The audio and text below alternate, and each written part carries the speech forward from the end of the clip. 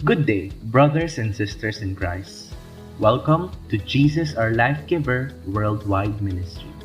We are so blessed to have you tuning in with us right now.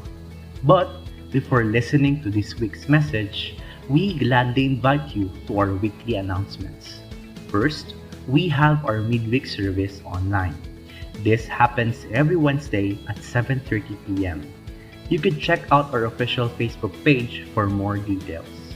Next, we have our Dawn Watch, which happens every Saturday, 5:30 to 7 o'clock a.m. at our church. You could invite your friends and family to join us in seeking God first in the morning. Third, every Saturday at 3 o'clock p.m., prayer and intercession takes place at JOL Children's Room. Since we acknowledge that prayer is the backbone of the church, we want to invite everyone in knowing the power of what intercession can do. And of course, we have our Sunday worship service. First service starts at 8 o'clock a.m., while second service starts at 10 o'clock a.m.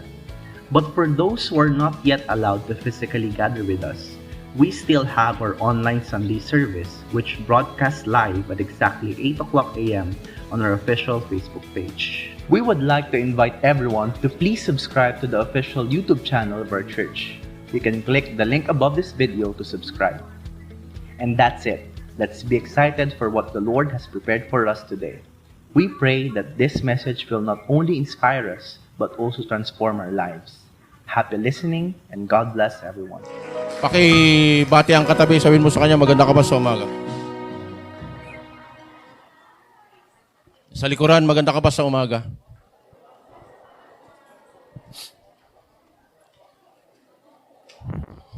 Our text this morning is in the book of Genesis chapter 50,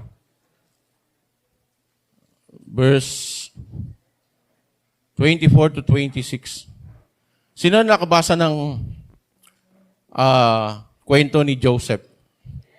Napakagandang halimbawa ang buhay ni Joseph na mayroon tayong lesson na mapupulot diyan para makapamuhay tayo ng maayos sa harapan ng Diyos. Magawa natin ang sino dito gusto niya makagawa niyang kalooban ng Diyos? Amen. And Joseph is one of those people of God na natapos niya yung kalooban ng Diyos, yung will ng Lord sa kanyang buhay. And Joseph said unto his brethren, I die, and God will surely visit you, and bring you out of this land unto the land which he sware to Abraham, to Isaac, and to Jacob. And Joseph took an oath of the children of Israel, saying, God will surely visit you, and ye shall carry up my bones from hence. Verse 26. So Joseph died, being 110 years old, and they embalmed him, and he was put in a coffin in Egypt. Bago mo i-click yung dalawang verses, no? Alam ni Joseph na darating ang araw. Actually, sige, makakaupo na po tayo. Actually, natapos na niya yung will ng Lord sa kanya. Amen? He was in second command sa Egypt. At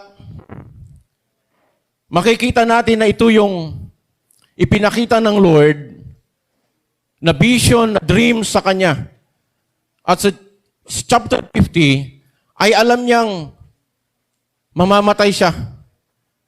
Matanda na siya that time at ang tagubilin niya, doon sa verse 25, ay ang sabi niya, kung makakapunta sila doon sa pangako ng Diyos, no, na lupain, o the land of promise, he took an oath na dadalhin nila yung kanyang buto. Saan? Sa promised land. Amen? Yun yung oath niya. Madalas kapag ang taon malapit ng mamatay, ang ibinibili niya ay magpakabait kayo. Aalis na ako at kailangan magmahalan kayo. Ibibili niya yung kanyang mana sa kanyang mga maiiwan. Subalit si Joseph kakaiba.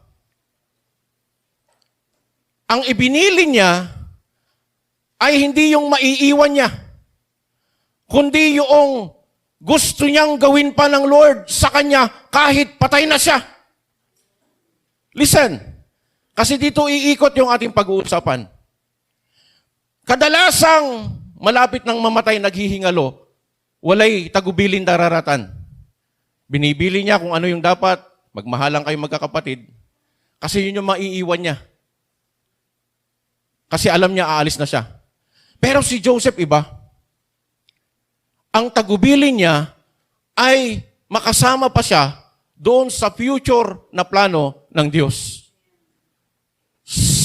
Sa lahi o sa pinili ng Diyos ng mga tao niya, ang mga Israelite. Kaya ang sabi niya, dalhin ninyo kung sakali man na makapunta kayo doon sa promised land. He was talking about the future. Huwag niyong iiwan ang aking buto dito sa Egypt. Dalhin ninyo doon sa lupang ipinangako ng Diyos. Sa mga susunod na mga verses mababasa natin na ito yung confirmation na nangyari yung kanyang pinangarap. Anong pinangarap niya? Nadalhin ng mga Israelite, actually, hundreds of years bago naganap. Magmula noong ibinili ni Joseph, na dadalhin nila yung kanyang buto doon sa promised land. Hundreds of years. Actually, 400 years na nanatili ang mga Israelites sa Egypt. At nung nakapasok sila sa promised land, ay more than 400 years. Kasi nag-wander pa sila doon sa disyerto. Kaya, ito yung katuparan. And Moses took the bones of Joseph with him, for he had straightly sown the children of Israel, saying, God will surely visit you, and you shall carry up my bones away hence with you. Last verse. Doon sa book of Joshua, and the bones of Joseph, which the children of Israel brought up out of Egypt, buried they in Shechem, in a parcel of ground with Jacob, both of the sons of Hamor, the father of Shechem, for 100 pieces of silver, and it became the inheritance of the children of Joseph. Pag binasa natin yung history, yung kwento ng buhay ni Joseph, makikita natin kung paano niya inilakad yung kalooban ng Diyos. Paano niya ginawa yung gusto ng Diyos sa kanyang buhay. No? Makikita natin na hindi nagbago yung kanyang desire na magawa yung kalooban ng Diyos sa kanya. Nung nabubuhay pa siya, naganap yung kalooban ng Diyos. At nung patay na siya, he desired more to do the will of God. Kaya nga napili ko ito kasi sabi ko, ito yung example natin sa ating kapapanahunan. Dahil gusto ng Diyos mangyari yung kanyang kalooban sa atin. Amen? Magawa mo yung kalooban niya. Pakisabi sa katabi, gawin mo ang kalooban ng Diyos sa buhay mo. At gustong-gusto ko yung na kay Joseph kasi patay na siya, pero ang isinisigaw ng kanyang puso ay gusto pa rin niyang maranasan ang kalooban ng Diyos. Patay na siya, pero gusto pa rin niyang maranasan yung kanyang buto na pumunta doon sa promised land. Ibang klase itong si Joseph. Amen? Sa katabi, ibang klase ka din. Pakisabi ulit sa katabi, kakaiba ka. Amen. Ingatan, pag sinabi mong kakaiba ka, dapat yung kakaiba talaga siya. Hindi yung may tanong na kakaiba siya. Our team this morning is entitled Dead or Alive. #Persevering Faith. Buhay ka pa, ginagawa mo na yung kalooban ng Diyos. At hindi nagtatapos doon. You live or die, you are doing the will of God. Amen. Live or die. Yung desire mo is to do the plan of God in your life. Kaya nga yung #persevering faith, enduring faith, bakit? Hindi ganun kadali na gawin ang kalooban ng Diyos. Maraming pagsubok. But by the grace of God, magagawa natin. Amen? Pakisabi sa katabi, mayroon kang magandang bukas. Next slide. Ito yung commitment ni Joseph. Gusto ko ito yung maging commitment natin. Ano yung commitment natin sa Lord? Na gawin kung ano yung ipinapagawa ng Diyos sa atin. Amen? Alam ba natin kung ano yung pinapagawa ng Lord sa atin? Pakitanong yung katabi. Alam mo ba kung ano pinapagawa ng Lord sa iyo? Dahil kung hindi natin alam yung pinapagawa ng Lord sa atin, hindi tayo magkukumit sa Lord. Kung mayroon mang pinakamahalaga sa atin ngayon, sa ating buhay ngayon, walang iba kundi yung kalooban ng Diyos. Pakisabi sa katabi, kung mayroon mang pinakamahalaga sa buhay mo ngayon, bukod sa pamilya mo. Supposed to be, hindi ko sasabihin yun, nasabihin nyo. Ako lang dapat yon. Kaya lang masunurin kayo. Amen? Kundi ang kalooban ng Diyos. Saan ka magkukumit? Sabi nila, maglilingkod ako sa Lord. Paano ka maglilingkod sa Lord? Malamang, pag naglingkod ka sa Lord, ipapakita niya sa iyo kung ano yung plano niya.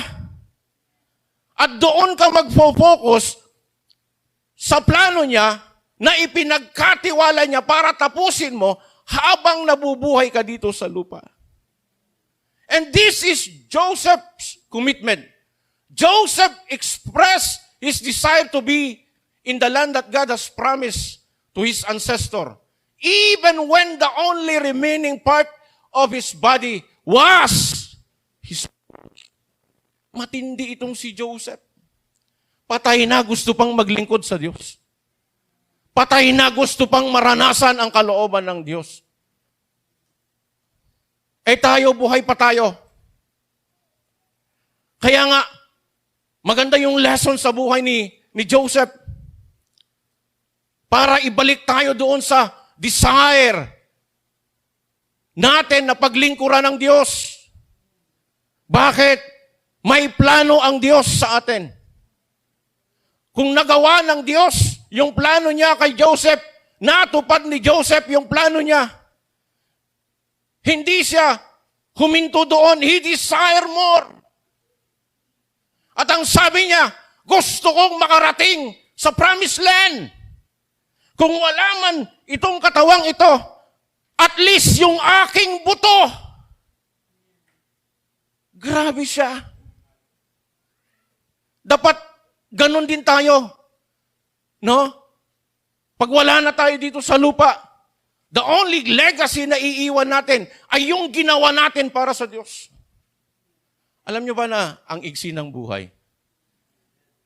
Nandito ka ngayon, mamaya wala ka na. At singa, di malang kalabaya, singa dagom. At ang maiiwan mo lang ay yung testimony mo na, ay ata na to, ginawa to'y kalooban na Diyos. Mumat na awit sa kwartam. Agmumat na awit sa kayamanan mo. At ang maiiwan mo lang talaga, ang kayamanan, sabi ng Biblia, No? Piliin mo yung magandang pangalan kaysa kayamanan. Bakit yun ang napakahalaga? Yung magandang pangalan na pag-uusapan ka. Kaya sa umagang ito, desire the will of God in our life. Desire the plan of God in our life. Bakit? Ito ay napakahalaga bilang mga anak ng Diyos. Because we live not to please ourselves, not to do our own will, but the will of the Father na nasa langit. Si Joseph, patay na, pero gusto pa niyang maranasan ang promised land kahit ang tira na lang ay yung mga buto niya. Ang tanong, ikaw ba, dinidesire mo yung plano ng Diyos sa buhay mo? Alam mo ba yung plano ng Diyos? At sinasabi mo ba, hanggang wakas, tutuparin ko yung plano ng Diyos. Hanggang wakas, gusto kong makita na ang kalooban ng Diyos ang nangyari sa aking buhay. Kung wala man ako, gusto ko yung testimony ko ay makita nila at tularan nila ako. Alam mo yung napakagandang legacy. Yung wala ka na pinag-uusapan kung anong klaseng tao ka. Kung gaano kaganda ang pag-uugali mo dahil sinunod mo ang Diyos sa buhay mo. Amen? Ito yung napakaganda. Kaya si Joseph, buhay man siya, o patay na siya, gusto niyang maranasan ang kalooban ng Diyos. Dapat ganun din tayo. Buhay tayo. Lord, gusto kong maranasan ang kalooban mo. Gusto kong gawin ang kalooban mo. At kung mawala na ako dito sa lupa, Lord, gusto ko kagaya ni Joseph. Pero siyempre, pupunta ka na sa langit. Kung tinanggap mo si Jesus, pakitanong yung kataba. Sorry sa mga BMW.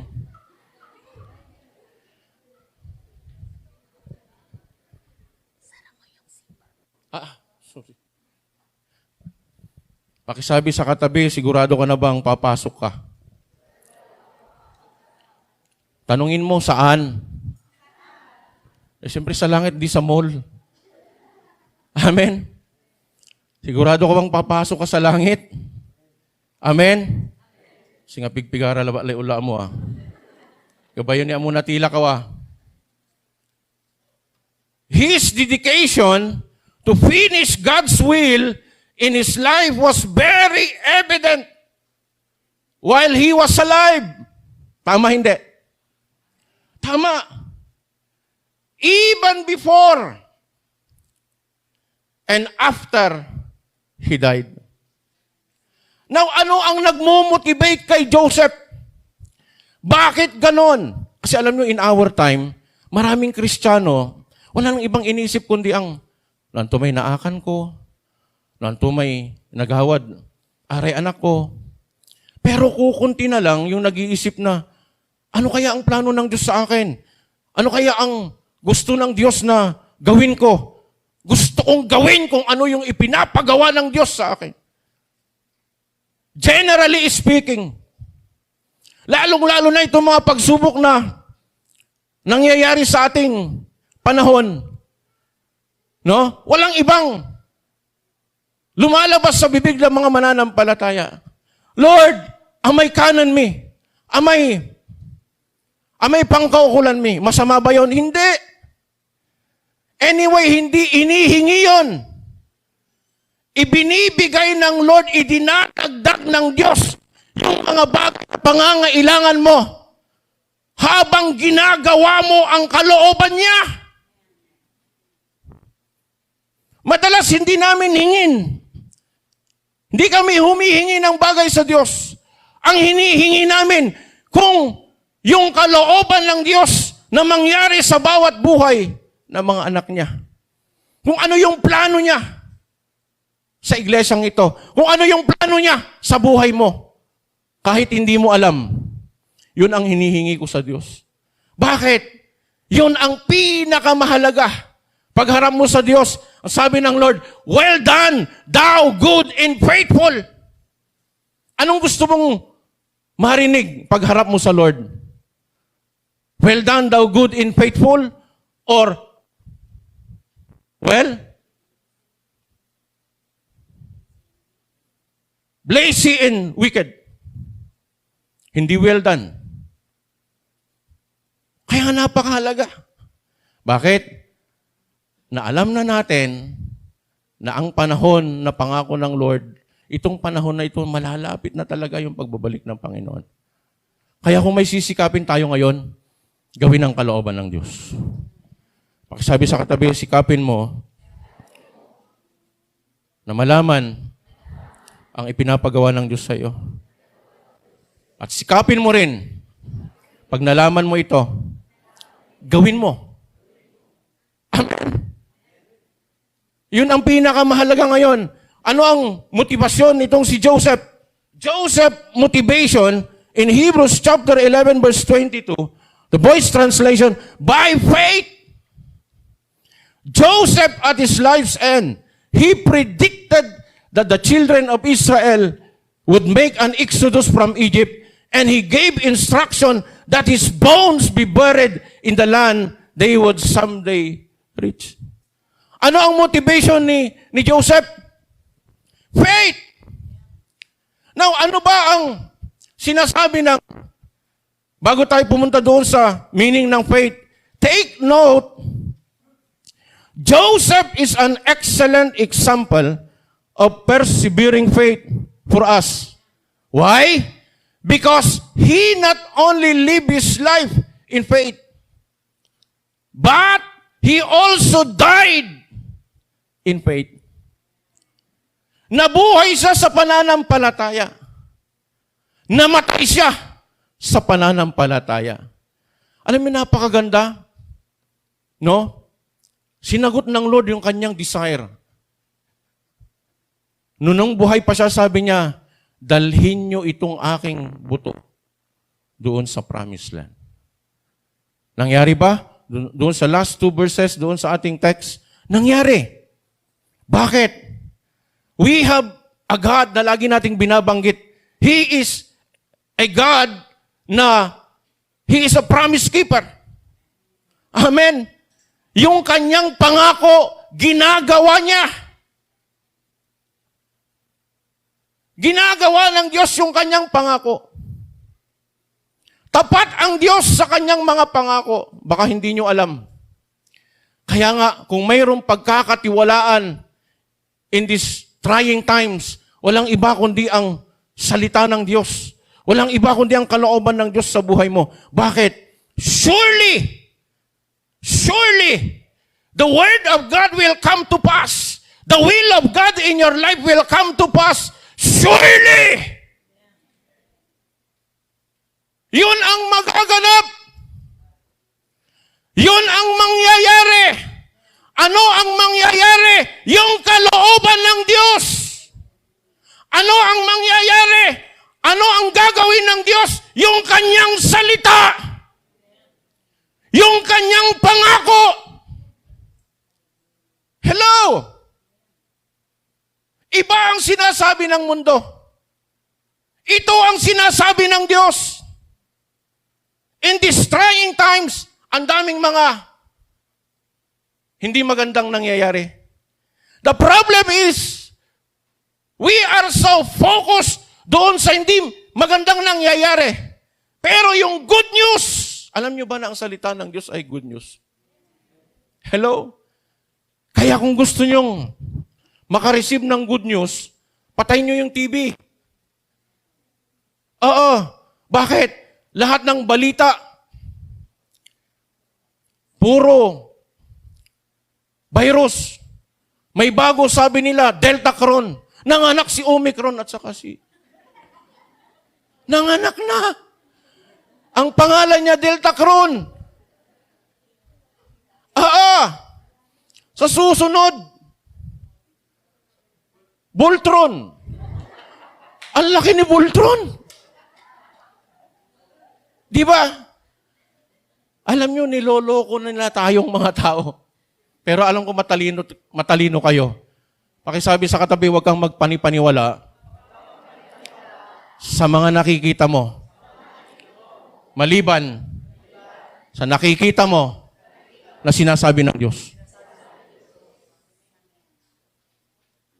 Kaya sabi ko, may nakausap ako, sabi ko, hindi ako umaasa na mababago itong mundo. Anyway, hindi ko pinagpipray na mabago ang mundo. Bakit? Nakapropesya yan eh. Pasama ng pasama ang mundo. Papangit ng papangit ang mundo. Pero, ang inaasahan ko, yung sinasabi ng salita ng Diyos. Bakit? Kung papangit ng papangit ang mundo, pakisabi sa katabi, paganda ka ng paganda. Woo! Hallelujah! Amen! Papangit ng papangit ang mundo, pero ikaw paganda ka ng paganda. Bakit? Kasi itong sinabi ng Diyos na ang kanyang plano sa kanyang mga anak is from glory to glory to glory to glory to glory.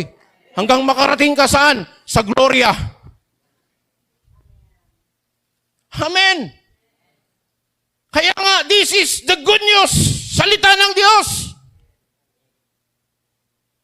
I expect the worst sa mundo, but I expect the best from God.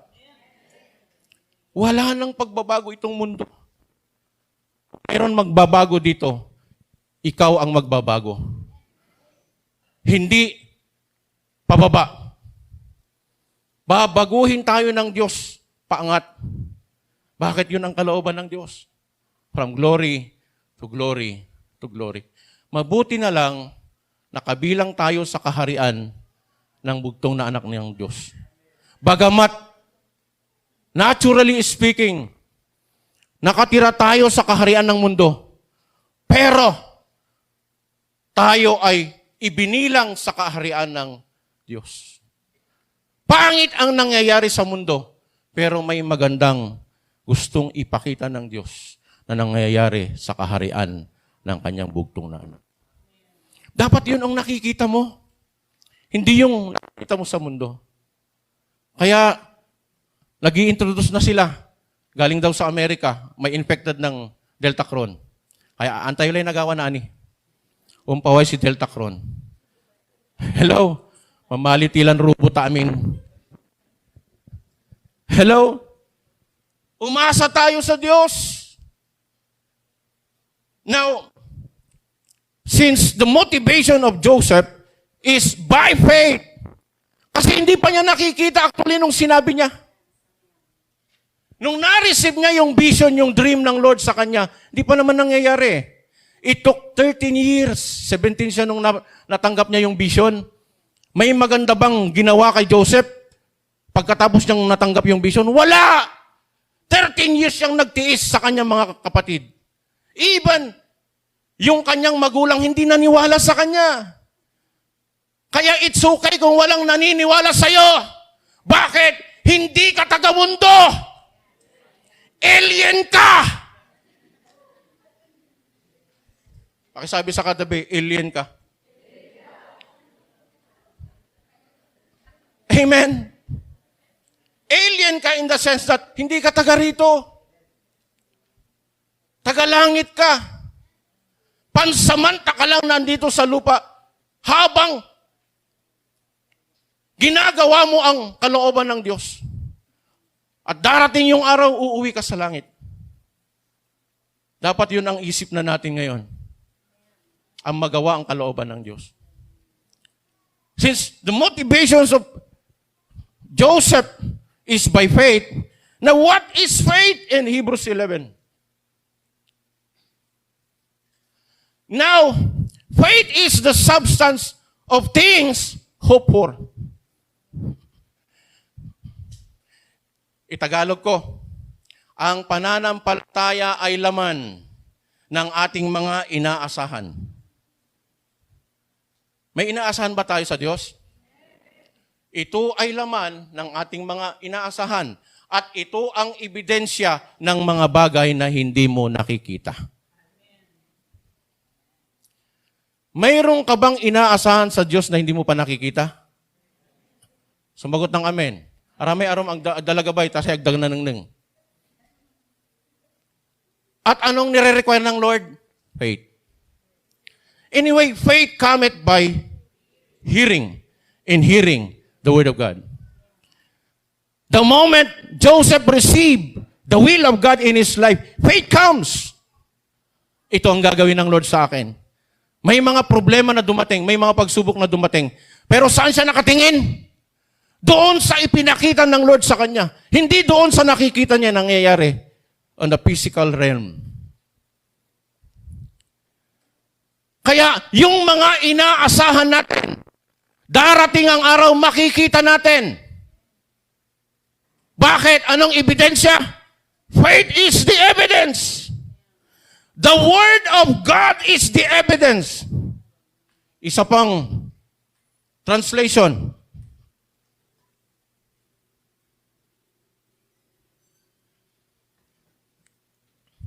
Now, faith means that we are confident of what we hope for. Siguradong sigurado ka. Sino dito nananalangin? Natin sa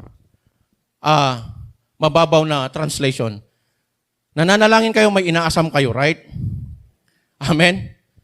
Yung inaasam mo sa Diyos, kasi saan ka umaasa? Sa Diyos. Dapat kumpiyansa ka. Kumpiyansa ka na ano? Na makikita mo. Na magmamanifest. Bakit? Mayroon kang pananampalataya. Kaya nga, this verse excites me always. Bakit? Mayroon pa akong hindi nakikita na ipinangako ng Lord sa akin. Year 2004, nangusap ang Lord sa akin. At hindi ko pa masyadong nakikita ngayon. Kaya, it is about to be revealed. Kaya excited ako at ang nagbibigay ng motibasyon sa akin, ang kanyang salita. Bakit? Someday, in His perfect time, makikita ko yung sinabi ng Lord. Kung si Joseph, it took 13 years para mangyari yung dream, yung vision na ibinigay ng Lord sa kanya. I know, someday, I will see it with my naked eye. Why? Tapat ang Diyos. Tingnan yung ibang translation. It's the warranty. Garantiya. Alam nyo, ang sarap magtiwala sa Lord. Ang sarap pagkatiwalaan ng kanyang salita. Bakit? Hindi sinungaling ang Diyos. Atay kaabay mo, nayarin man tilatan. At sampluran salita to, kapaldwa, so ibabagaton to. Pero sa Diyos, no ang ibagay sampluran salita, amin, tuwa, nagawa, akin, tuwa, so sa ibabaga to. Inarkaw nang, that ibabaga na to, o ibabaga na Diyos. The problem is, mas gusto nating paniwalaan yung sinasabi ng tao. Yung pangako ng tao, kaysa yung pangako ng Diyos. Pero siyempre, pag Kristiyanong nangako, it is the responsibility of a Christian na gawin yung pangako niya. Bakit? You reflect the character of God. God is a holy God. No walay salita to, gawon to. You are a child of God. You are made according to the image of God. Nung salita ka, gawam, akin, walay Diyos at sika. Amen? Dapat ganun tayo. Kaya ang hirap mangako. Ako may ugali akong kapag nirelease ko yung salita ko, kailangan kong back-upan. Bakit? Otherwise, magiging sinungaling ako. Kaya iniingatan ko itong sinasabi ko. No imbagak takkukunta ka. Katon, no limaod isip ko, alag. Kasi no in-release ko, either good or bad, ginagawa ko. Although mali yun, right? Pero dapat, kung ano yung tama, yun ang gagawin mo. Kaya nga iniingatan ko eh. Pag sinabi ko sa aking anak, pag inulit mo, papaluin kita. Nang malakas na malakas. At ninenervyos na ako kasi ang panalangin ko, Lord, sana huwag niyang gawin ulit. Totoo yun. Bakit pag ginawa niya, kailangan kong i-honor ang aking sinabi para makita niya that I honor my word. Bakit? We reflect holiness.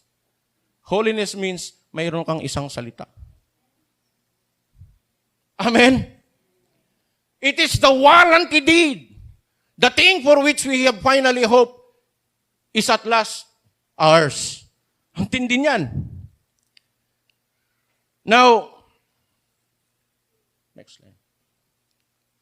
Remember, Joseph's bones being buried in the land God swore to Abraham, Isaac, and Jacob marks the faithfulness of an eternally faithful promise keeper. Dahil nangyari yung desire ni Joseph, hindi na nakasalalay kay Joseph. Nakasalalay doon sa hininga niya, ng kalooban niya. At binabakapan ng Diyos. Bakit? Tapat ang Diyos sa kanyang mga anak. Amen. Tapat ang Diyos sa atin. At madalas, hindi man tayo tapat. He remained faithful. God got it right down to the last detail. Ano bang significant nung yung buto? Bakit kailangan pang i-honor ng Lord na yung buto ilagay sa promised land? Bakit? Because Joseph believed God. Naniniwala siya. Amen? Sa kanyang Diyos. Naniniwala siya na tutugunin ng Diyos ang kanyang desire. Wala namang mawawala doon sa buto. But ipinapakita lang ng Diyos how faithful He is sa kanyang mga anak. Dapat makita natin ang katapatan ng Diyos sa buhay natin. Si Joseph nakita niya yung katapatan ng Lord. Malamang doon sa langit, nung dinala yung buto niya, ipinakita ng Lord na sa kanya, sabi niya, Joseph, ito yung hiningi mo sa akin. Dahil tapat ako, gagawin ko ang buto mo nasa promised land. Kahit patay ka na, dinidesire mo pa rin, yung buto mo ay maranasan ang kalooban ko na ipinangako ko sa iyong mga ancestor. That's how God, ganun ka-faithful ang Lord. Kaya nga kung may pagkakatiwalaan ka in these trying times, walang iba kundi ang Diyos. But siyempre ang kanyang salita, nandyan ang mga pangako ng Diyos. Alam nyo, I desire not only to know the Word of God, but to experience the Word of God. To do the Word of God. Magkaiba yung naniniwala ka lang sa salita ng Diyos. Nakikinig ka lang sa salita ng Diyos. Doon sa ginagawa mo ang salita ng Diyos. Kaya nga ang daming Kristiyano, even ang daming generally speaking, mga kasamaan din namin, hindi nila nararanasan ang salita ng Diyos. Why? Because they know the Word of God, but don't experience the Word of God. Magkaiba. Mananawa ka kung aalamin mo lang ang kalooban ng Diyos at hindi mo nararanasan ang salita ng Diyos. Mananawa ka, I tell you. Why? Ginawa tayo ng Diyos to know His Word, to know His will, to know the plan of God. Pero hindi huminto ang Diyos doon. Gusto niyang maranasan natin. Kaya nga, pagdating ng James, ang sabi niya, be ye doers of the word. Why? Sa 2:25, ang sabi niya, this is the book, the law of liberty. Batas ng kalayaan. Batas na nagpapalaya ang salita ng Diyos. But unless we do it, we act on the Word of God, nothing good will happen sa ating buhay. Kahit alam mo ang pahina ng Genesis to Revelation, kung hindi mo nararanasan ito, walang kwenta. Hello? Pero kahit kukunting alam mo kung nararanasan mo, good for you. Why? Ang salita ng Diyos, hindi lang binigay ng Lord para malaman natin, pero para mangyari sa atin ang sinasabi niya. Amen? Kaya desire more. Saan? Na maranasan natin ang kalooban ng Diyos, ang ating proposition.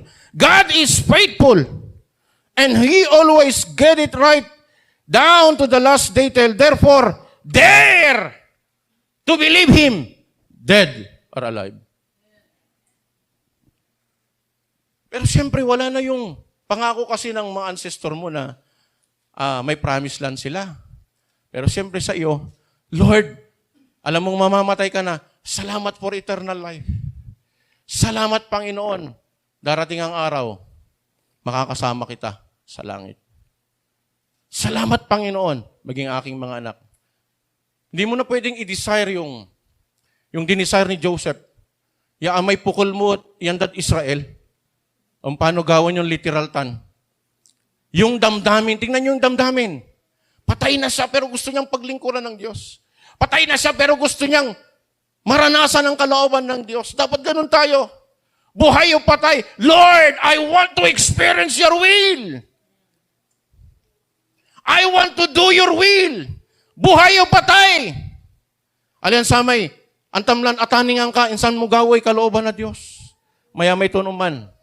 Huwag mo nang antayin. Dapat, ngayon pa lang, ang desire mo na, you live or die. You serve God and do His will. Sabi ng Genesis chapter 50 verse 20, Ephesians 3:20, the Passion Translation, never doubt God's mighty power to work in you. Ano sabi niya? Never doubt. Listen, alam niyo ba na may mas magandang plano ang Diyos sa iyo kaysa sa magulang mo? Kung nag-aaral ka pa, di ba may plano ng magulang? Gusto ko maging inhenyero ka. Gusto ko maging lawyer ka. Gusto ko maging sabungero ka. Mayroon ba nga ganon? Labay ko mamali kang kabo. Akin malit lang yung pangarap ko, Pastor. At least may pangarap siya, maging kabo. Di ba? May mga pangarap. Alam niyo mas maganda yung pangarap ng Diyos sa atin? And you know what? Do not doubt the plan and will of God in your life na kayang gawin ng Diyos yun. Bakit? Itong ebidensya. Never doubt God's mighty power to work in you. Accomplish all this. He will achieve infinitely more than your greatest request, your most unbelievable dream, and exceed your wildest imagination. He will outdo them all, for His miraculous power constantly energizes you. Hallelujah. Mayroong isang Downwatch na nagturo ako about extraordinary things. Believe God for extraordinary things. Why? Because He is extraordinary God. He will exceed your expectation. Sa ikakaroon mo lang bangat, mamali kang CPA. Pero sa plano na Diyos, mamali kang doktor na CPA. No, paano tuman? Ako ang taman. Meron bang doktor ng CPA? Meron ba, ma'am? Wala? Oh. Dalawa? Oh, di. Ang plano ng Lord, 5 profession ang mayroon sa iyo. Di ba? Pagkagaling mo sa bangko, ulakad aroma profesyon mo. Di ba? Unsang pagkalad abong alas 5 kabuwasan. Mas magandang, pakisabi sa katabi, magandang plano ng Diyos sa iyo. He will exceed your expectation. Why? Because He is a God. He is an extraordinary God. He is powerful God. Makapangyarihan ng Diyos mo. Ang laki ng Diyos mo. Walang mahirap sa Diyos mo. Kayang gawin lahat ng Diyos mo. O ano bang gusto mong marinig? Walang imposible sa Diyos mo. Yun ang Diyos mo. Pakisabi sa katabi, ganon ang Diyos mo. Hello? He exceed your expectation. Maliit lang ang ine-expect mo dahil mahal ka ng Diyos, anak ka ng Diyos. Yung maliit, gagawin niyang malaki. Ma-amaze ka. Bakit? Ganon siya. Ganon ang Diyos. Sa mga hindi pa nakakakilala sa Diyos, ganon ang Diyos na pinaglilingkuran natin. Ganon ang Diyos na tinanggap mo. He will exceed your expectation. Why? Extraordinary ang Diyos. Wala siyang katulad, wala siyang kapantay. Hallelujah. Ginawa niya nga ang mundo eh. Ano pang mahirap sa Kanya? Walang mahirap sa Diyos. Pakiremind nga yung katabi. Alam mo ba na walang mahirap sa Diyos mo? Anting baga to, unag-ulak labat. Listen, hindi tayo pumunta dito, hindi ako nagtuturo para kilitiin kayo. Pero para sabihin ko sa inyo na ganun siya. Naniniwala ako doon. Naniniwala ako sa Diyos. Naniniwala ako na malaki ang plano niya sa iyo. O di ba? Malay mo si Emily, ang minamasahin niya ngayon, mamaya ang minamasahin niya, yung mga congressman. Yeah, presidente ng Pilipinas, can you imagine? Opportunity. Tapuan mo yung presidente, ampikan mo. O di simbra masahe man. O baka hindi ganun ang gagawin ng Lord sa kanya. Baka bibigyan siya ng spa. Amen. Kung naniniwala ka, tinihingi mo. The problem is, we limit God with our thinking, with our limited thinking. We don't get God by His Word. Kaya nalilimitahan ng Diyos. Kung kaya niyang gawin kay Joseph yung ginawa, kung kayang gawin ng Diyos, ng Lord kay Joseph, yung ginawa niya, second in command in Egypt, Vice President of Egypt, kaya niyang gawin sa atin yun. Maging Vice President ka ng Coop, di ba? Asosasyon ng mga tindera, presidente ka. Asosasyon ng mga managlakoy karne, presidente ka. Di ba ang ganda? Sabay presidente yun, si Tintin. Wow! Ang titawag na siya, president. Ang pag-awa ka may singabay, tagjaay, President Tintin. Tapos dyan sa Meat Vendors Association. Can you imagine, tatawagan na ka, President, nandiyan ka na ba? Sa mga may presidente tatawagan to yan. Hello? Alam niyo, ang laki ng Diyos. Ang laki ng pangarap ng Diyos sa atin. Hindi, pakisabi nga sa katabi, hindi pa tapos ang Diyos sa'yo. Huwag mong ismulin ng Diyos.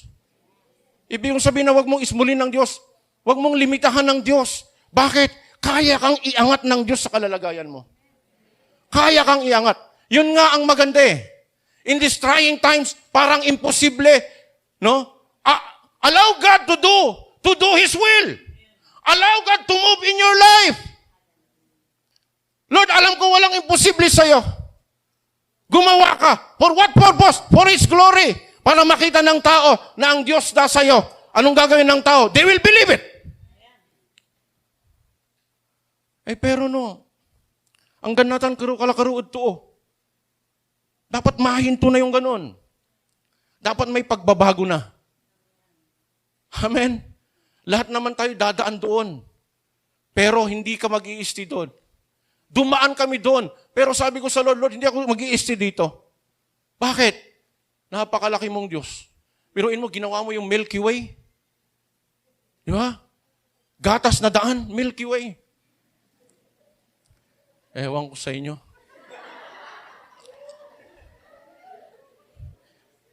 Paano ibagayo? Imbaga to may pastor may waligatas na dalan manayad tag. Kasi no kapawayo tanan niya si ibaga dalan mo Deltacron, Omicron, no, Biogron. God exceeds our expectation. God exceeds our expectation. Pakisabi sa katabi, expect God. Expect God alone. Limitado yung tao. Maniwala kayo sa akin. Ano man yung pangangailangan mo, expect God. Why? Mas gusto ng Diyos yun nang nag-expect ka sa Kanya. One Saturday, ang revelation ng Lord through the word of knowledge ay kept expecting. Sabi ni anong pangalan nun? Si Hayes. Maitilius, ano yan? Norbel Hayes. Salamat, ma'am. Si Norbel Hayes, medyo bumabata na ako. Thank you.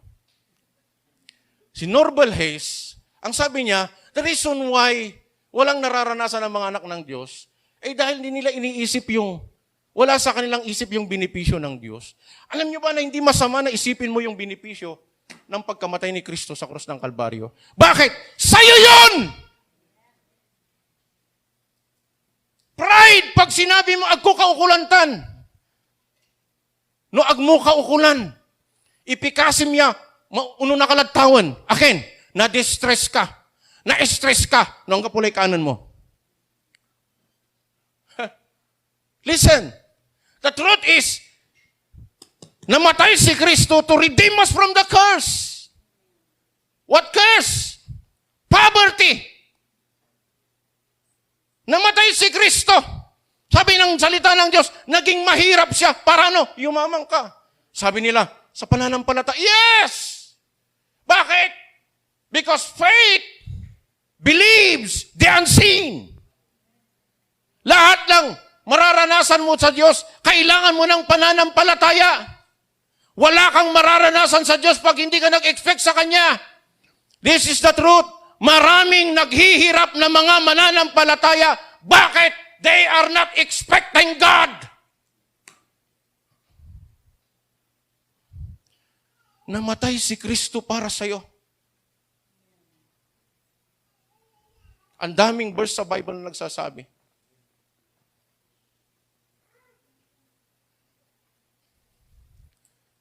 Na kung ibinigay niya ang kanyang, one of my favorite verse is Romans 8:32. But yes, of course, we don't seek material things. We seek God. But God said, seek my ways. Seek my kingdom. Anong gagawin ng Lord? And He will add everything you need. Alam niyo yung problema ngayon? We seek material things. Don't seek material things. But in your mind, kasama yon sa niredeem ng Lord sa atin para maranasan mo ang buhay na kasiya-siya. Naalala ko yung kasama ng presidente ng Ukrainian na born again. Ang daming patotoo. Ang daming intervention ng Lord. Sabi nung reporter, anong gusto mo ngayon na hilingin na gawin namin para sa inyo? Ang sabi niya, that God may give us peace. Peace habang nagkakagera. Calmness habang nagkakagera. At mayroon siyang idinugtong, peace para magawa namin ang ipinapagawa ng Lord sa amin in times of war. Grabe sila. Sabi ko nga, dapat ito yung naririnig ng mga Kristiyano. Nasa gera sila, pero ang purpose pa rin nila, yung gusto nilang gawin ay yung kalooban ng Diyos. Nang sabi nila, gusto kong maraming maabot para sa Diyos. Kasama ni Zelensky yun. Sabi ko, may mga miracle kasi. May Kristiyano na napapalagiran na ng matangke at tumawag sa kanyang tatay. Sabi niya, tatay, napapaligiran kami. Urgent, pag-pray nyo kami. At nung pagkatapos nag-pray yung tatay niya, biglang mayroon daw liwanag na nanggaling sa langit na tinupok niya lahat yung tangke na nakapaligid sa kanila. May mga testimony doon. Hello? Bagamat hindi maganda yung kalalagayan nila. But God is moving. God is moving. May nangyayari. Dapat gano'n din tayo mga Kristiyano. Dapat may nangyayari. Dapat may testimony tayo. May nalalaman tayong naranasang magandang bagay sa Lord. Para pag nagkwento tayo, may kwenta ang kwento mo. Ano ang kwento? Anong kwenta ng kwento mo? Na sinasabi mo ang Diyos kumikilos sa buhay ko. Hindi yung, ay antam, si Bridget Manaya. Ay, agmanaya manaamustan. Napansin nyo, generally speaking, ang mga Kristiyano ngayon, nagiging marites sila. Pinag-uusapan yung kagwapuhan ng pastor nila. Nakakaumay. Sila, sabi ko, sila, hindi ako. Kasi alam ko na yun. Sila ang sinasabi ko. Alam niyo, pag walang nangyayari sa buhay natin, mag-iisip ka kung sino ang papansinin mo. That's the reason why. Pag wala nang ginagawa, hindi sa walang ginagawa ang Diyos. Kaya lang, wala kang inaasahan sa Diyos. Kaya walang ginagawa ang Diyos sa iyo. God is gracious, yes! But you need to believe Him. You need to expect Him. Kaya nga hindi lahat ligtas. Bakit? Nag-offer ang Lord ng salvation. Hindi sila naniniwala. They don't accept Jesus. Ganon din, yung provision ng Lord. Kung hindi ka naniniwala at walang backup ng salita ng Diyos, you will not receive it. Why? Because it takes faith to receive. It takes the Word of God, the Word of God, to receive something from God. Kaya, kept expecting. Patuloy kang mag-expect sa Lord. Wala namang masama. Di ba? Nag-i-expect mga lahat ng tao, di ba? Ay, si gobyerno ko mo, mangitar. Walay kandidato, ay, mang-i-expect ka. Si Bongbong, mangitar ka ko mo, Bongbong. Antam so gabay ko nagawa? Walay Kristiyano ko muna. Buntok ka. Gabay ko, may nabuntok kong kay bato. Piano na, nabangon ka. Again, they are not your provider. Your provider is your Father in heaven. Pakisabi nga sa katabi, ang provider mo, ang Diyos. Huwag kang titingin sa tao na provider mo. Not even your salary, not even your employer, your provider. Why? Because God can exceed your expectation. God can. Kayang-kaya ng Diyos. He will outdo. Sabi nga niya doon, di ba? The Passion Translation.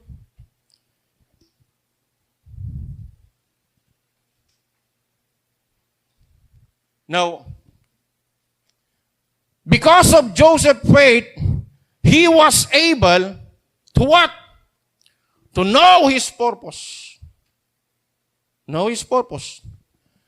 In Genesis 37, yun yung verse na nalaman niya ang kanyang purpose. Nagpakita ng vision ang Lord sa kanya. Anong nang to? Araramay tanaman. 12 nan bawod si kato. 11 nan bawod si kato. Anong nang to ramay? Anong nang to'y sun and moon nagbawod si kato. Baga to sa ramay agagi to. Ni akakugibak. Anto tayo akugip mo? Anong nang ko, amay pagay. Amay pagayo, nan dakmo mo, pagay ko. Ang sabi ng mga kapatid, anto, salabay mo na ibaga, dakmo mo kamids ka. Imbaga tula mo sinabi niya sa magulang niya, nagalit si Jacob. Bakit? Anong ibig mong sabihin? Magbabaw kami sa inyo? Sa iyo? Ikaw ang magiging hari namin? Pero itong si Joseph, naniniwala siya doon sa dream na binigay ng Lord sa kanya. Pero, kaya magmula noon, nalaman niya kung ano yung purpose niya. Kaya ang nangyari nung siya ay inilagay ng Lord, nangyari yung pangarap ng Diyos sa kanya. Yung mga kapatid niya, in verse 45, lumapit sa kanya, ang sabi, kasi nalulungkot sila. Alam niyo ba ginawa ng kapatid ni Joseph sa kanya? Pinagbubugbog siya. Pinagtangkaan siyang patayin. Yung panganay na si Reuben, sabi niya, wag, malulungkot ang ama. Ipatakyulatad, isurubyulatad abot. Doon sa walang tubig na balon.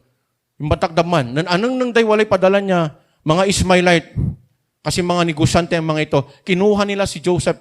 Sabi nila, ilakot nila lang yun, pero wala pakinabang. Inlakot ay Joseph. Supay ang ilakot si Kato, agito! Supay ang ilakot si Kato, agagito. Kuya to, agagito. Sakit-sakit tawa. Ang po ni agawat si Kato yung manawa. Can you imagine? Bridget, ilako da, lakad tindaan, itakarda ka, ni pit. Mga liw kayo, pit. Idanday takar mo dyan, balbal, masasanting ka ng pit. Sampigatan. Ilako da. Nathan, apain outan da, si Joseph, kasi nireveal niya doon sa story. Basahin niyo ang story noon, 37 to 50. Nung nalaman nila, natakot sila, baka maghiganti si Joseph. Itong napakaganda kay Joseph. Tingnan yung sabi niya. Now therefore be not grieved, nor angry with yourselves, that ye sold me hither. Ang sakit.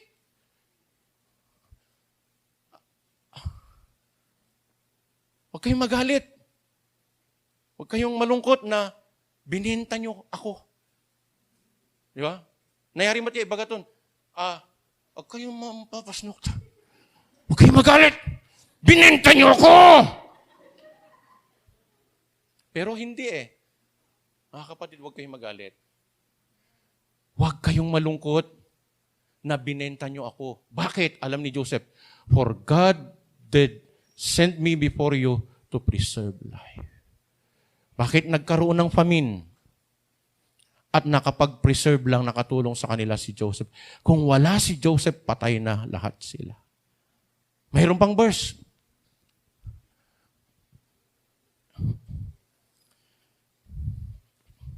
In Genesis chapter 5, 20. But as for you, you thought evil against me, but God meant it unto good, to bring to pass, as it is this day, to save much people alive. Alam ni Joseph yung purpose niya. At hindi niya dinamdam yung ginawa ng mga kapatid niya sa kanya. Hindi niya dinamdam yung nangyari kay Potiphar's wife. Faithful siyang naglilingkod kay Potiphar. Pero, pinagbintangan siyang nire-rape niya. Yung kanyang asawa. Pakananong asawa ni Potiphar. Binilanggo siya. Nung binilanggo siya, nakamit siya ng malapit sa hari. Ininterpret niya yung dream. Nakalimutan siya. Sabi ni Joseph, huwag niyo akong kakalimutan na. Pag nakalaya na kayo, nakalaya sila. Nakalimutan siya. Maraming dahilan para magalit si Joseph. Listen, maraming dahilan. It took 13 years na ganun ang naranasan niya. From pit to jail. Binilanggo siya, hindi niya kasalanan. Napagbintangan. Maaring sabi niya, Antuya, aliwan to may dream, aliwan to may vision. Pero ang maganda kay Joseph, he knows his purpose. Pakisabi nga, pakitanong yung katabi, alam mo ba ang purpose mo? Listen, madalas ang purpose natin, kung nasaan tayo ngayon, kung saan ang pinaglagyan ng Lord sa atin, may purpose ka doon. Kung si Banji, bakit siya nilagay doon sa land bank? May purpose siya doon. May purpose siya doon. Know your purpose doon sa trabaho mo. Why? Kasama sa paglilingkod yun. Bakit ka inilagay sa isang establishmento? Mayroon kang purpose. Dapat hindi ka lang kumikita. The purpose is, hindi ka lang kumikita. Isama mo ang purpose ng Lord doon sa trabaho mo. Bakit? Yun ang purpose mo. Hello? Nakakalimutan ng maraming Kristiyano ang purpose ng Lord sa kanila. Isama mo ang Lord sa workplace mo. Tanungin mo ang Lord, Lord, anong gusto mong gawin ko dito? Walang ibang gagamitin ng Lord sa workplace mo kundi ikaw. Nasaan ka man ngayon? Hello? Mayroon at mayroong ilalapit ang Lord sa iyo. Malapit nang dumating ang Lord. What matters most in these trying times is your purpose. Your purpose matters. Huwag mong alisin yung purpose ng Lord sa iyo. Huwag mamayagpag yung gusto mo lang gawin. Bakit? In the sight of God, hindi yun mahalaga. But yes, of course, yung ginagawa mo mahalaga kung ginagawa mo para sa Diyos. But more than that, anak, mayroon akong isang ipinapagawa bukod tangi. Dapat yun ang nagagawa mo rin bukod dun sa gusto mong gawin. Hello? Pakisabi sa katabi, know your purpose. In Genesis 37 verse 5 to 11, alam mo itong magdi-define sa'yo. Listen, ano ang magdi-define sa buhay mo? Your purpose. Diretsahan ako magsalita. Alam mo kung hindi mo nahihit yung purpose mo, walang kwenta ang ginagawa mo dito sa mundo. Di ko kayo kikilitiin. Pag hindi mo nagagawa ang purpose ng Lord, walang kwenta ang mga pinagagagawa mo. Kaya lang nagkakaroon ng kwentang ginagawa mo because it is the purpose of God. But yes, of course, God loves you.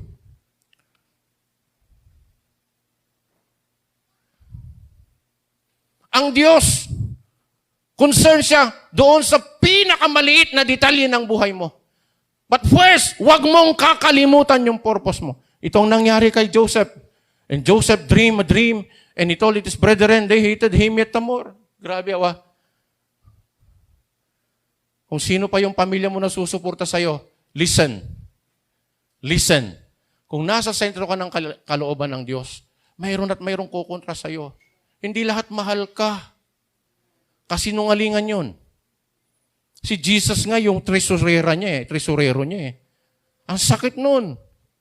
Nung nasa Last Supper sila, sabi ni John, the beloved, Panginoon, sabihin mo nga kung sino yung magkakanulo sa'yo. Dahil pinopisay ni Jesus, pinakita na ng Ama, ipagkakanulo ka ng disipulo mo. Sino nagkanulo kay Jesus? Disipulo niya. Yung magdidip ng kanyang kakainin, siya ang magkakanulo sa akin. Malapit si Judas kay Jesus. Ang sakit nun. Nung nasa Garden of Gethsemane, hinalikan ni Judas. Kiss of death. Siya yung Kristo. Ang sakit nun.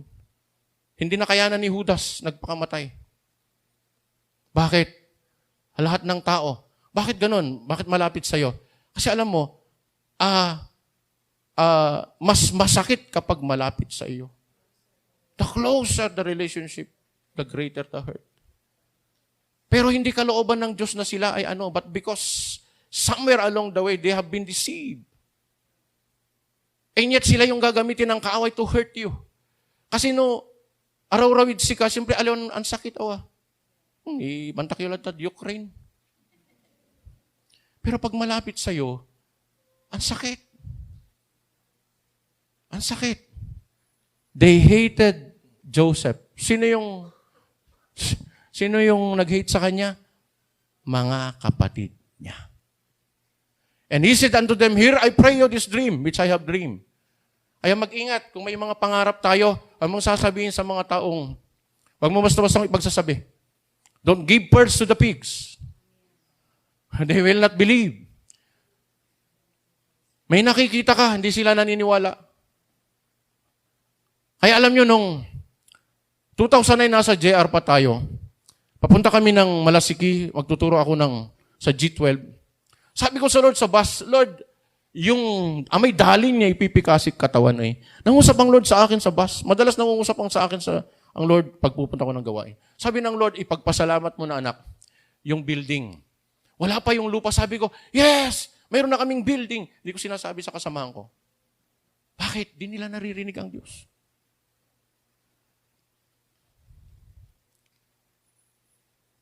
Papunta ko ng Nimpress ng Lord sa akin. Napunta ko ng Manila to ask forgiveness to my mother.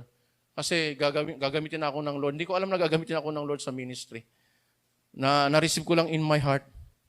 Nasa bus ako, sabi ng, mayroon akong katabi na galing dito sa Manawag na deboto ng Manawag. At sabi niya, saan ka papunta? Parang siya binabay siya. Pero matanda na. Sabi ko, punta po ako ng Manila. Naghanap ka ba ng trabaho? Sabi ko, pag-isipan ko po. Kung gusto mo, tawagan mo ako, punta ka dito sa Rojas Boulevard. At ipapasok kita sa trabaho. Later on, nakita ko sa tabloid, mga ilang araw, namatay at nakita ko siya yun. Siya yun. Meron siyang lahi. At nagmamay-ari siya ng restaurant doon sa Rojas Boulevard. Pinapasok niya ako. But on the way, doon sa bus, sabi ng Holy Spirit sa akin, mag-full-time ka. Full-time ka. Kaya hindi ko sinasabi sa iba kasi hindi sila naniniwala. Supay manisa, adik Dati ka adik. Dati kaya buhangas. Supay manisa sila naman sulong ira singara Amerikana. Nibagang mo sigar, ha? Tutungtong at siga. Hanggang sa I let God na i-manifest niya. At nag-manifest. Bakit? Diyos yun. And sometimes, mag-ingat ka sa pinagsasabihan mo kasi hindi maniniwala. Sila maniniwala. Sige, i-click mo. Kasi naikwento ko na lahat yan. Hanggang sa 11. Yan. Sige, i-click mo lahat. Sige, manalangin na tayo. Joke lang. Doon. Sa 11. And his brethren envied him, but his father observed the saying. So, sige, i-click mo na. So, yun yung nangyari. Faith will enable us to focus on our purpose. Faith will enable us to focus on our purpose. Mula doon sa Genesis 37 verse 5 to 11, itong si Joseph, na-focus na siya doon sa purpose niya. Kahit may mga distraction, kahit may mga hurting moments, hindi niya tinake yun. Bakit? Saan siya nakatuon? Yung purpose na ibinigay ng Lord sa buhay niya. Given. Maraming di mananiniwala sa'yo. Despite the following, criticisms, mistreatment, false accusations, down moments. Focus on your purpose. Walatid tapaw na dalin. Amaya-maya too, yapan lapuan tuyay criticism. Amaya-maya too, yapan lapuan tayo mistreatment. Amaya-maya too, sa panlapuan tayo false accusation. Amaya-maya too, sa panlapuan tuya, tapyanuan to, na down ka. Pero ang sinasabi ko sa inyo sa atin ngayon, huwag niyong kukunin lahat yan. Why? Don't allow distraction para ma-distract ka doon sa purpose ng Lord sa iyo. Why? Because your purpose matters most in the sight of God and in the heart of God. Hello? Given yan. Maraming marites dito sa mundo. Maraming Maricar dito sa mundo. Siyempre, hindi lang naman si Maricar ang lakad arum yaban lugar, di wala rin Maricar sa ngaran to. Diba? Pero wala akong ibig sabihin, no? Diba? Pangalawa, because of Joseph's faith, he was able to experience God's presence. Alam, napakahalaga ng God's presence. In Genesis 36 verse 2 amplified, 39 verse 2, the Lord was with Joseph, and he, even though a slave, became a successful and prosperous man, and he was in the house of his master, the Egyptian. Listen, it is the presence of God that caused you to prosper. It is the presence of God that caused you to experience victory. Prosperity. Alam mo, pag sinabing prosperity, hindi lang ng pera yan eh. Alam mo yung hindi nagmamalo, hindi nababago yung paglilingkod mo sa Lord, mainit ka lagi sa Lord. Mahal mo lagi ang Lord, hindi nagbabago. You are prospering. Listen, di lang material. I-check nyo. Kung hindi nagbabago yung pagmamahal mo sa Lord, you are prospering. And why? I-check mo rin. It is the presence of God in your life that causes it. Yan ang dahilan.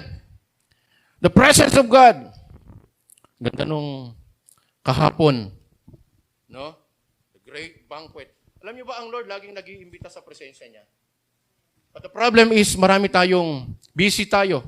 Mayroon binanggit sa Luke 14 na hadlang para tayo para dumulog sa presensya ng Diyos. At doon sa presensya ng Diyos, nandoon na lahat ng pangangailangan natin. Emotionally, mentally, spiritually, physically, materially, inihanda ng Lord. Pag dumudulog ka sa presensya ng Diyos, lahat ng pangangailangan mo inihahanda ng Lord. At ang pinakamandang inihahanda ng Lord doon, yung righteousness natin. Hindi nagbabago yung para mag-glorify ang Lord sa atin, yung fruit of righteousness. Mas lalo kang bumabait pag galing ka sa presensya ng Diyos. Katun antamla no akin at singawalay rigla tutay kaabay mo. No pulmon. Undo dumay kinto mamamaliyo aswang. Akin, kulang ed presensya na Diyos. Alam mo, pag hindi ka dumudulog sa presensya ng Diyos, sinasabi mo hindi mo kailangan ng Diyos. Listen. Kahit di nyo sabihin sa akin, pagising mo sa umaga, anong ginagawa mo? Pwede siguro nananalangin ka, Lord, ibaan mo ako, lakad mantinta ako na may bukol na mangga, mamaya may mga liw. Salamat katawan. In Jesus' name, amen. Pala. You don't even express your gratitude to God. Lord, salamat. I love you. I praise you. Holy Spirit, teach me to pray. Gano'n ako manalangin. Teach me to pray. What will I pray? Kasi ayoko yung pare-parehas la. Singa, may makapasawa, sumampray no uman. But let the Holy Spirit teach you to pray. Kung linil ka na magpasalamat lang, magpasalamat ka. It is the presence of God that makes you different from others. It is the presence of God. Next slide. Sige, tatapusin ko na ito. But without faith, it is impossible to please Him. Listen. It is impossible to please God. The reason why His presence ay nananatili sa iyo. Naalala ko si Moses, wala dyan. Sa Exodus 33, sabi ng Lord sa kanila, sige, punta ko sa promised land. Magsesend ako ng angel para samahan kayo. Nakipag-bargain si Moses. Sabi ni Moses, Lord, kung hindi mo kami sasamahan, wag na lang kami pumunta. Dapat ganun tayo mga Kristiyano. Dapat alamin mo kung sinasamahan ka pa ng Lord o hindi. Bakit? Napakahalaga nun. No? Hindi, actually, makakapag-convict sa inyo, ang makakapag-bless sa inyo, ay hindi ako. Kaya bago ako tumayo, I ask the favor of God. I ask the presence of God. Because what you need is the presence of God, not my presence. Hindi ang presensya ko, ang presensya ng Diyos ang kailangan nyo. That's why I said, God, samahan mo ako. Bakit? Your people need your presence, not my presence. Hello? Ang kailangan natin ng presensya ng Diyos to prosper, to experience victorious life. Sige, click mo. But the Lord was with Joseph and showed him mercy and gave favor in the sight of the keeper of the prison. See, yung presensya ng Diyos, nagsasabi ng awa ng Diyos, ng pabor ng Diyos, at ganun ang nangyari. Dahil nakita nila yung pabor, yung keeper of prison, ginawa siyang, anong tawag doon? Anong tawag doon, Raynan? Ikaw nakaranas dito eh. Anong tawag doon? May sikatoy leader, sikatoy laki-laki man. Pero mabait si Joseph. Siya ang leader, pinagkakatiwalaan. It is the presence of God. Amen? Sige, ano mo na. Tani, narasan laram, paano kanan dakla? The keeper of the prison looked at anything that was under his hand because the Lord was with him. In that which he did, the Lord made it to prosper. Woo! Hallelujah! The presence of God made you to prosper. Pakisabi sa katabi, habulin mo ang presensya ng Diyos. Bakit? It will lead you to prosperity. Pag sinabing prosperity, agtampol sa inununutan nyo at kwarta. Yung prosperity, Ang sarap na pag dumating ng Lord, madatnan kanyang mainit na mainit sa kanya. Alam niyo ba siya nagsusustain sa spiritual, tawag dito, yung temperature mo? Na mainit ka because God sustain you. Bakit emotionally nagtatagumpay ka? God sustain you emotionally. God sustain you mentally. God sustain you physically. And even, ito yung labalabayo, God sustain you materially. Alam mo yung mas gabayo, financially. O, di man, amin nila. Praise God. In every area of our life, God will sustain us. It is the presence of God. And last, you know your purpose. Remember, faith will enable us to clearly see the hands of God even in our darkest moments. Note, others will clearly see it also. Hindi pwedeng sabihin mo na, say presensya na Diyos walag siya. Pero agda nananang, say nananang may presensya. Ay, si Bridget, matanay ni. Ang gabay ka presensya na Diyos at sigat. Aganay drawing sa lupa to. Ang sarap pagpasok mo sa kwarto. Lagi ako doon dati may gawain dati doon kina Bridget, ang tawag ng kasama ko, si auntie mo. Si Merian. Si Merian, nakakalimutan ko. Nukin kasi mangitir kayo tagda, ay, Merian. Alam mo, pag glory sa Lord, pag bumuta ko doon si nanay niya, apostolada may nanay ito, akabayolita lang. Noulak, di man sekwento, walay kakaibat si kapastor. Hanto, dumamay auram. Siyempre, ibabagat ko kung kumatay.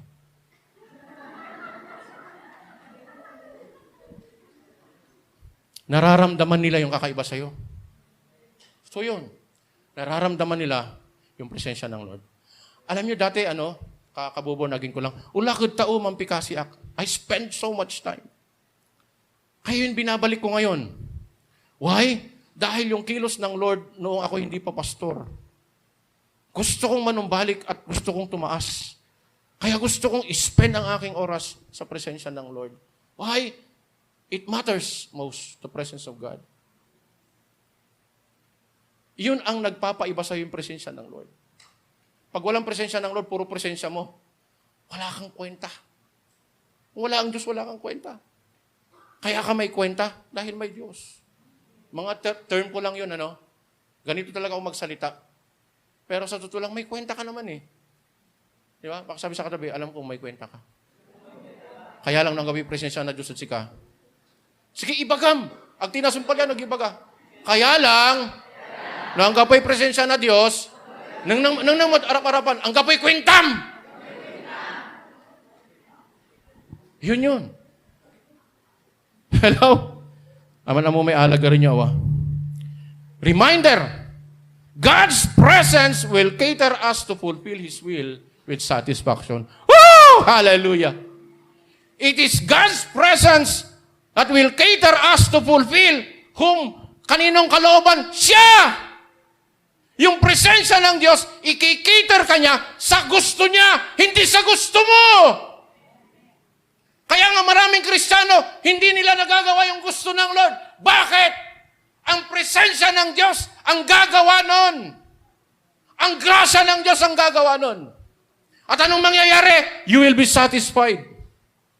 You will be satisfied by the presence of God. Last, salamat.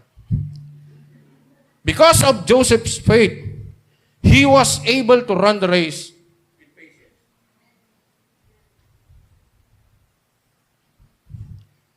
So now, do not be afraid.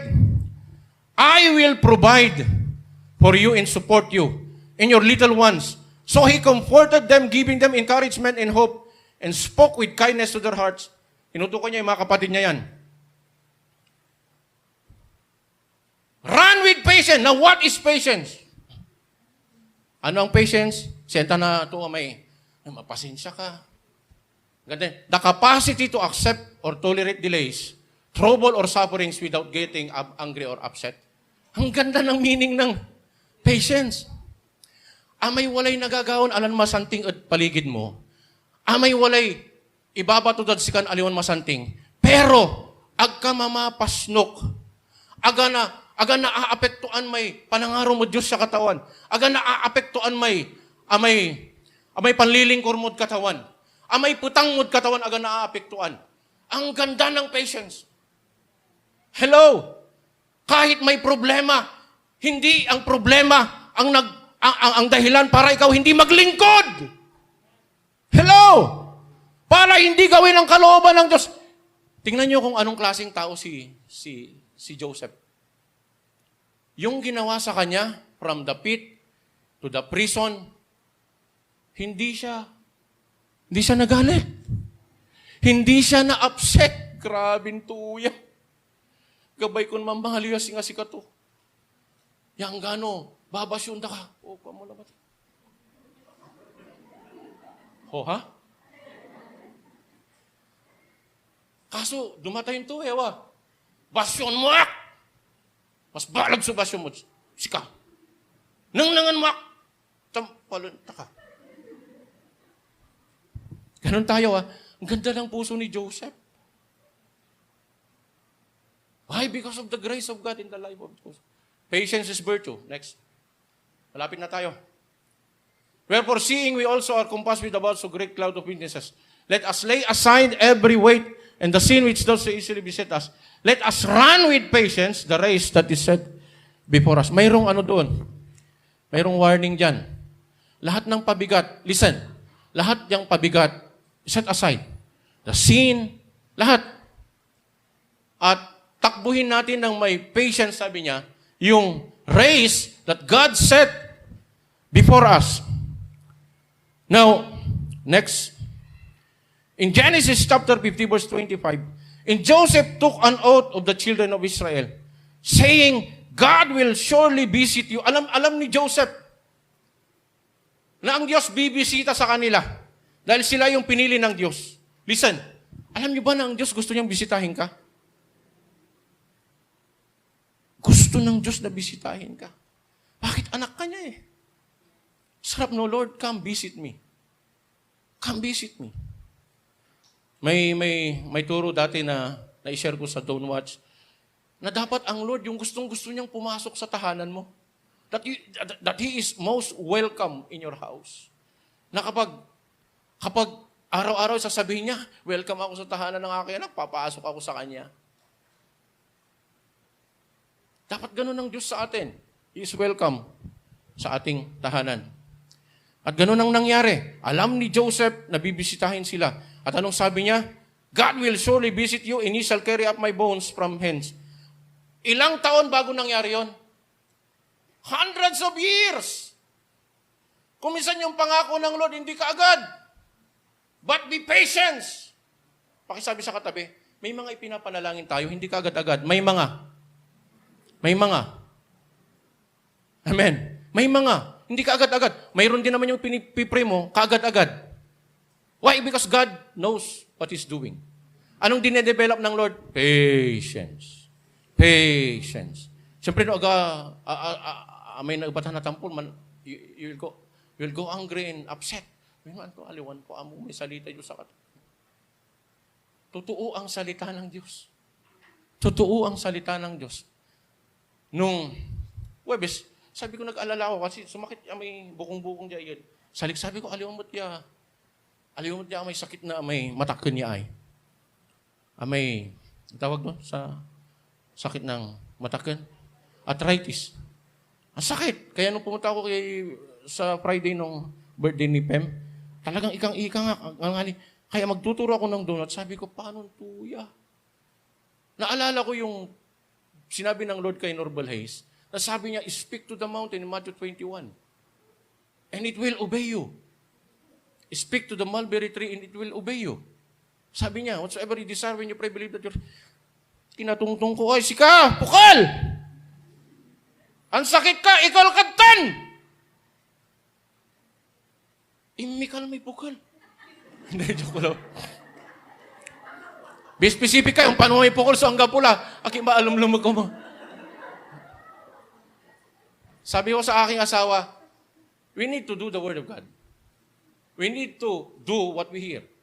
Kasi walang kwenta pag hindi mo ginawa. Hindi mo mararanasan. Naalis. Sabi ko, iniisip ko rin, ang ninakal na namay, unsa sakit-sakit na, I'm not moved by what I feel. I'm not moved by what I see. Aga lang makapan-jogging. Ang ko, imbisya, man, unislimak. Di ba nakikita niyo yung ebidensya? Yung ebidensya, nagja-jogging ako. Lumalaki ang tiyan ko. Kasi habang manja-jogging nga, nasusong ko'y dagam, katilulad siya. Kulang kami suman-jogging. Patalastas. Awa, inutusan ko. May mga sakit inuutusan ko. Kasi demonyo ang mga yan eh. Pag hindi mo uutusan, di aalis. Ginawa mo ng lahat. Nantik kalay, atatagay, agni imikal, walay demonyo satan. Utusan mo. I command you in the mighty name of Jesus. Pipigilan mo kaluwalhatian ng, alis! Imikal na, ang gapula, Okay, ang gapula may pukul. Chocolate. Patalastas yun, pero totoo yun. Totoo ang salita ng Diyos. May mga pain akong nararamdaman. I command it. I said, Lord, bless this body. This body is blessed. This is your temple. At di ako mananatiling ganito, Lord. And humanap ka ng salita ng Diyos and do it. Do it! Hindi lang napapakinggan ng salita ng Diyos, dapat ginagawa natin ang salita ng Diyos. Right? Amen? Sige, ano mo na. Joseph, covenant to God. Parang yung mag-asawa, till death do us part. Pero kay Joseph, but also till after death. Ganda, no? Buhay ako, mamahalin kita. Patay na ako, mamahalin pa rin kita. Ang sarap, no? Hindi lang yung mamahalin mo dahil buhay ka. Hanggang kamatayan, mamahalin kita. Conclusion. 2 Timothy, reminder mo na. Cling to God's promises over your life today. Napakahalaga nito. Humanap ka ng salita ng Diyos, at yun ang gagamitin mo, ipoproclaim mo, i-declare mo, and know that in His perfect time, each one of them will be fulfilled in the best way possible. Anong gagawin ng Diyos? Yung salita niya, yung pangako niya. Kung wala kang pangako kung wala kang hinahawakan ng pangako ng Diyos, wala siyang gagawin sa iyo. Ulitin ko. Kaya nakakasawang maging Kristiyano pag di natin nararanasan ng Lord. The problem is, we don't take God by His Word. Take God by His Word. Lord, ipinangako mo, tinatayuan ko ito. Alagar mo, it shall come to pass. Mangyayari yung salita niya. Amen? Conclusion. This is why I suffer as I do. Still, I am not ashamed, for I know Him, and I'm personally acquainted with Him, whom I have believed. Sabi ni Pablo, I know Him. I know in whom I have believed. Amen? And with absolute trust, kung kilala mo ang Diyos mo, magtitiwala ka sa Kanya. Confidence in Him in the truth of His deity. And I am persuaded beyond any doubt that He is able to guard. God is able to guard anything that you entrust Him. Listen, lahat ng pinagkatiwala mo sa Kanya, iingatan niya. That which I have entrusted to Him until that day when I stand before Him. Tayo tumayo, tayo manalangin. Bless ba tayo? Amen. Sabi ko kanina, ang salita ng Diyos ay hindi lang napapakinggan. But we need to do it. We need to live by the Word of God. Bawat isa sa atin may purpose ang Lord, may kalooban ng Diyos. Now, ang pinakamahalaga this morning ay dapat alam mo yung kalooban ng Diyos. Dahil yun ang Kanyang gagawin sa atin. At kung alam mo na yung kalooban ng Diyos, dare to believe God. Dare to believe Him and trust Him that He will do His plan, His purpose in your life. Sa mga hindi pa nila alam ang plano at purpose ng Lord sa kanila, ask God. Ask God. Habang nakapikit ka, Lord, show me your purpose in my life. Show me your will in my life. Show me your plan in my life. At magmula sa umagang ito, Panginoon, kagaya ng Pagre-reveal mo kay Joseph of your plan to him, Lord, I want to be like Joseph. He commit himself to do your will, to do your purpose. What matters most in these trying times? Many of us praying, Lord, I want to please you. I want to glorify you. Now this is your chance to glorify and please God in your life. By how? By knowing and upon knowing your purpose, by knowing His plan and will in your life, commit your whole heart to obey it, and surely God, the God who created everything, the God who called you, the Almighty God, will be pleased in your life. God, show them their purpose, a purpose given by you.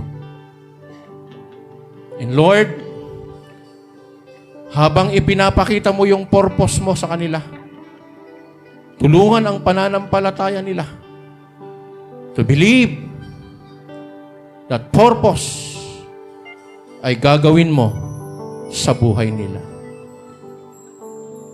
Hallelujah. Salamat, Panginoon. I want you to bless all these people. Pwede bang itaas natin ang ating mga kamay? Hallelujah. At habang nakataas ang ating mga kamay, papasok tayo sa presensya ng Diyos. Hallelujah. The more na malapit tayo sa Lord, the more we can hear His purpose in our lives. Sukralabakan dalabas di kalabakan.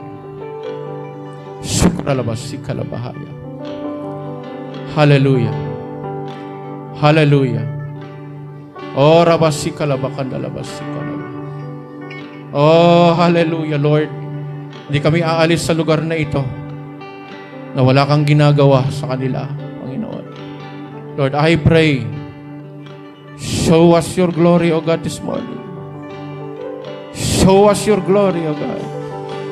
Oh, hallelujah, hallelujah, hallelujah, hallelujah, hallelujah. Urabasi kalabahaya, labasi kalabaka. Hallelujah. Oh, hallelujah, hallelujah. Shikaralabahaya. Habang nakapikit, you are entering into the presence of God right now. Sikalabakalabakaya. Hayaan mong balutin ka ng kanyang presensya. At hindi ka aalis sa lugar na ito na hindi ka sinasamahan ng presensya ng Diyos. Yung presensya ng Diyos will enable you to prosper. Will enable you to experience victory that may lead to the glory of the Father and of the Son and the Holy Spirit. Shikalabakaya. Shikalabahalabalabasika. Lord, yes, Lord, mas lalong kumapal, Panginoon, yung presensya mo sa kanilang buhay. Hallelujah. Na siyang mag-i-enable sa kanila para makita na lang yung awa. Makita nila, Panginoon, ang yung pabor sa kanilang buhay. Yung mercy in your favor, O God. Stay! Stay! Stay into their lives. Stay into their lives. Come on! Let the presence of God stay in your life right now. It is the presence of God that causes you to prosper, that leads you to prosperity, leads you to success. Hallelujah. Lord, gutumin mo pa sila ng iyong salita. Uhawin mo pa sila ng iyong, Panginoon, ng iyong presensya. As you continually bless your people in this place, O God. More of your presence in their lives. Samahan mo sila, Panginoon. Lord, this is what I pray. Hallelujah. Habang kamantas mo yung kamay mo, and I will pray. Sasamahan tayo ng Diyos. Sasamahan ka ng Diyos. Sasamahan ka ng Diyos. Sasamahan ka ng Diyos. Sasamahan ka ng Diyos sa purpose mo. Sasamahan ka ng Diyos sa kanyang plano sa iyo. Sasamahan ka ng Diyos. Hallelujah! Hinihingi ko ito sa Diyos. Samahan mo sila, Panginoon. That's it. Sasamahan ka ng presensya ng Diyos. And you will never be the same. I tell you, narada sikara labadala. Naralaba sikala baralabadahaya lalalabakaya. You need to believe it. You need to believe it. You need to believe it. Yung presensya na yan, hallelujah, will lead you to prosperity in every aspect of your life. Will lead you into favor. Will lead you that you might know that He is a merciful God. Hallelujah! Hallelujah! Oh, God of Joseph! God of Joseph! God of Joseph! You are our God! You are our God! You are our God! You are our God! You are our God! You are our God! He is your God! Hallelujah! He is your God! The God of Joseph is your God! Hallelujah!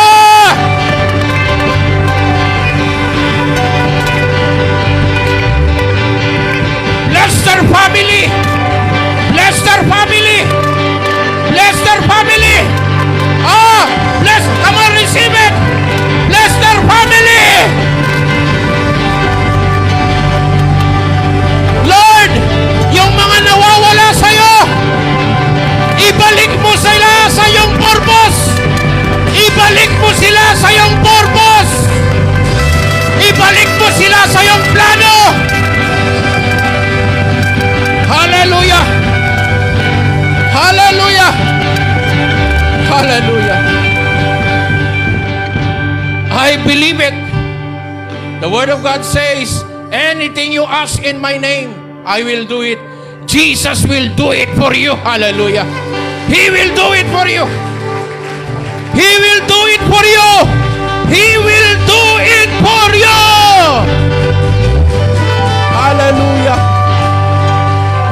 Give God the glory. Give God the praise. Give God the adoration. Give God the thanksgiving. Hallelujah. Ah, you are blessed. You are blessed. You are blessed by God.